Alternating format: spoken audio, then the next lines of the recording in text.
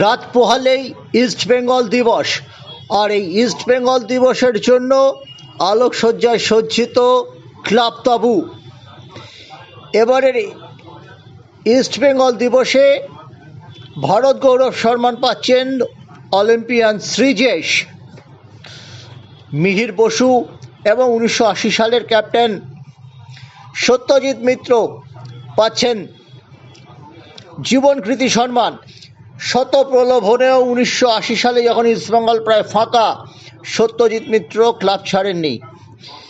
তবে মিহির বসু, সত্যজিৎ মিত্র, শ্রীজেশকে ছাড়িয়ে এই অনুষ্ঠানে সমর্থকদের আকর্ষণের কেন্দ্রবিন্দু হয়ে উঠতে পারেন Oscar Bruzon, Hamid, Saul Crespo, Diamantakos, Rashid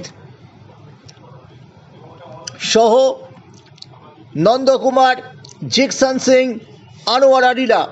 senior এবং জুনিয়র গোটা টিমই উপস্থিত থাকছেন অনুষ্ঠানে।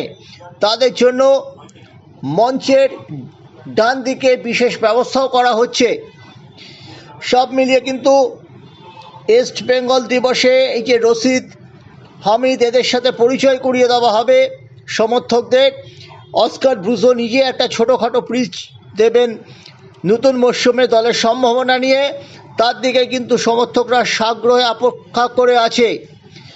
অস্কার ব্রুজোর টিমই কিন্তু ইস্ট বেঙ্গল দিবসের মূল আকর্ষণ হতে চলেছে, সে ব্যাপারে কিন্তু কোনো সন্দেহ নেই।